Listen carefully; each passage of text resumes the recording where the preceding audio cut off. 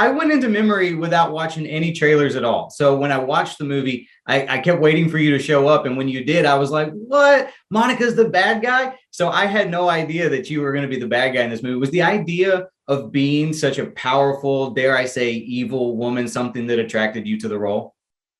Yes, absolutely. What was interesting for me was to play in this duality, because she's described, Davana Silman, as a natural sociopath, charming, intelligent, at the same time cold and manipulative. And so for me, it was the possibility to break the mold in which I have been cast many times, and a completely different roles. And so I gained some weight, the makeup, everything contributed to create a character totally new for me. And also aging helped to open new possibilities as well. What? For example, right now I'm in a play, Maria Callas, Letters and Memoirs, and even to play a complexity of a character as Maria Callas, I think you need to have experience. Same thing, there is a duality. She was a diva, a Donna's immense talent. At the same time, she was a woman with a simple heart, and she died of a sadness and of a broken heart. So, Well, I wish I could see that play, but yes. Is it in Paris? Is that where you're doing it right now? No, we did in Paris. Now we go to Istanbul, then we go to London, and in September we'll be in New York. Oh, okay. Well, maybe I'll have to fly up to New York to check that out. So I got to ask you about this. I mean, speaking of the duality and getting away from your past roles, you've there have been a lot of rumblings for years of a sequel to The Passion of the Christ, and Mel Gibson and Jim Caviezel have said that there have been like multiple drafts of the script. Can you give any updates on that project, or have you read a script, and is that still happening? No, I have no idea about it. Okay, that's fair enough. No, actually, no. I have no. So if I can ask too about Matrix Resurrections, Persephone made a quick cameo in archive footage. And as far as I know, we still don't really know what happened to her. If they end up doing another Matrix movie, is revisiting Persephone something you'd be interested in? Yes, I would love to. I would love to, because to work with them was really an amazing experience for me. And actually it was so funny, because I remember first time I saw Matrix, I was in Paris, and I came out from the cinema and I said, oh my God, I would love to work in a movie like that. And then I came to Los Angeles, I did the test, and I was so happy, to have the chance to work in the movie. I remember we were in Sydney, and it was an amazing experience. And, we're still here today, all, working. So it's amazing. I know that I'm very lucky that I'm still here. I have the chance to work with different directors from different countries. And as I say all the time, it's a beautiful experience, not just as an actress, but also as a human being. So I live in Paris. I'm Italian. Somewhere I feel like, a foreigner wherever I go. For starters, I got to say, it was really nice to see you this time around as the one whose memory is working just fine. So, being that you've had some experience with that, in your opinion, what is it about someone's loss of memory that makes like such a captivating story?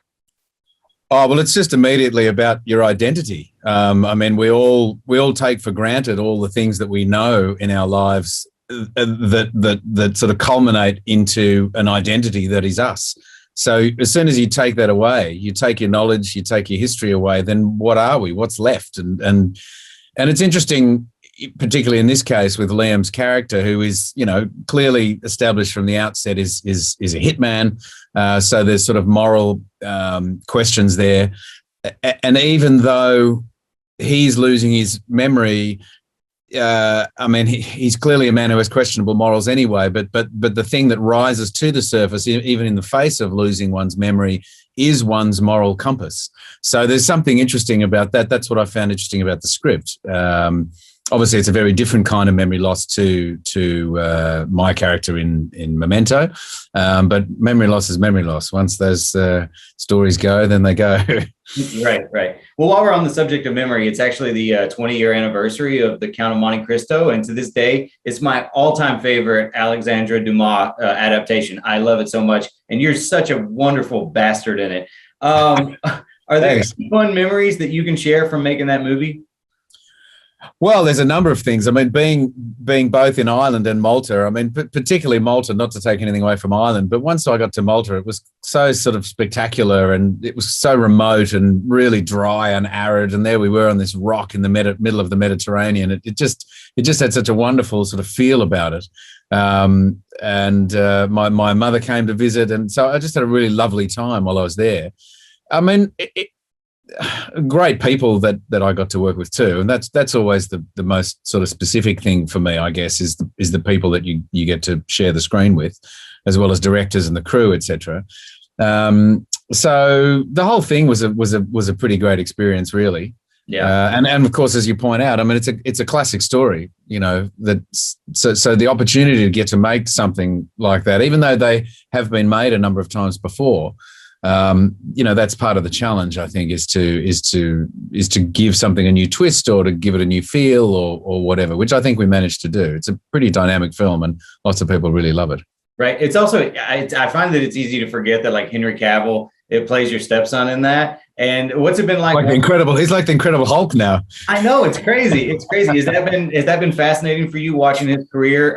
You know, since you essentially kind of started with him. Well, yeah, it is one of those things that is interesting. I mean, obviously, all of us are trying to carve out a career for ourselves, but you're so sort of focused on your own journey and whether you're managing to do well or, you know, trying to choose good work and, you know, just have longevity. That, of course, when you do see people who you've come across along the way who are younger and starting out and they're really sort of kicking on, you think, great, fantastic, you know. Yeah. I haven't seen Henry. I don't think I've seen him since. I mean, I saw him not long after that film, but as you point out, it was 20 years ago. So I haven't really seen him since then. But I was most impressed when I saw some pictures of him recently, and he just looks so incredible. Yeah, I think he impresses everybody when you see him without a shirt on. So speaking of, you've had this incredible career and probably just been in every conceivable genre of film that there is. But as a fan, I was just curious, what's your absolute favorite film genre?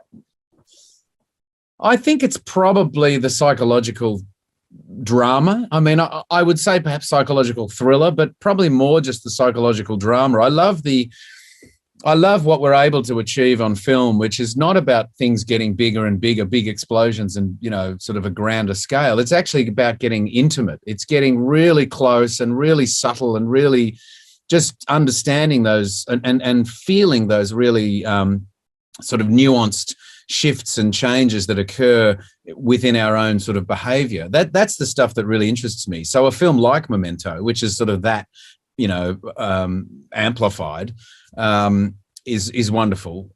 So films that sort of feel smaller and more emotional and have a real precarious nature to them is what I'm generally drawn to.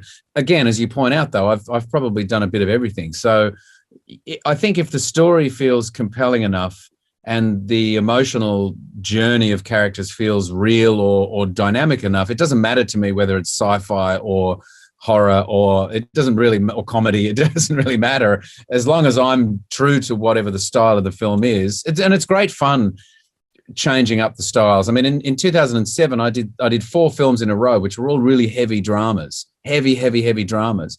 And then at the very end of 2007, I got a call from Adam Shankman saying, "Do you want to come and do bedtime stories with Adam Sandler?" And I went, yes, what a relief, you know, to go and do something really silly and have a great sort of laugh. So I may not have chosen to do that a year beforehand, but after having done those 4 films, it was a nice shift. Right. Yeah, that makes a lot of sense. You're not really a guy who usually does a lot of sequels. So is there any one particular character from your past movies that you sort of feel like stands out as someone you'd like to have a chance to play again? Well, Exley from LA Confidential, I think, and I say that because there were some discussions, you know, there were rumblings occasionally in the years after LA Confidential. Obviously, sadly, Curtis Hanson has passed away back in 2016, who directed LA Confidential. And I think that really obviously put a halt to things. Not that you can't find someone else to direct something, but with the talk about that, and because that film was such a classic film, it would have been interesting, I think, to see, for me, Exley, 10 years on, and as well as Bud White, Russell's character, and the other characters in the film. I mean, the funny thing is too, I did a TV series in Australia when I was 18 to when I was 21. And so I played the same character for 4 years. And then I did another TV series in the early to mid 90s where I played the same character for 4 years. And so I'm not really drawn to wanting to play the same character over and over, even though also in Australia I did a series called Jack Irish, but it was limited. We did one, and then 2 years later we would do another short one, and 2 years later we'd do another short one. So I have had characters that I have played a number of times, but out of the films that I've done, I think Exley would be a good one to see come back, just to see where he ended up in life. Yeah, I would love that too. And I mean, now that these 20 to 30-year-old sequels are kind of becoming like a thing, like where they just seem to be like a trend right now of these, where you're seeing these movies, like seeing what the characters are up to, like, decades later. I think that'd be an awesome one to revisit. So fingers crossed, it's still a possibility. That's right.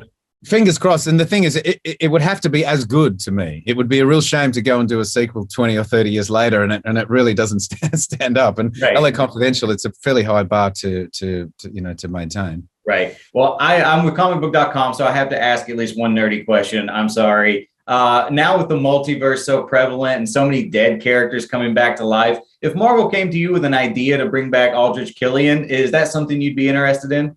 Well, that was the other one I was going to say to you. I'd be very much interested to see him come back. And I think because of the nature of the character that he is, it's totally conceivable that he could come back. So yes, I would love to see what he is up to as well, because he's somebody, obviously, as we saw in Iron Man 3, went through a rapid sort of, a vast change from the beginning of the story. So, who knows where he's ended up.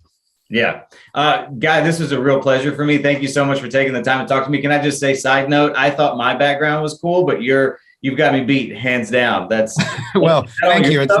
I wish it was mine. No, I'm in a friend's music studio, so I didn't want it to be distracting, but then I looked at yours and went, oh no. Yeah. I was like, look at how good his background is. That's great. Guy, thank you again for talking to me. Pleasure. Good to talk to you, man. Take care.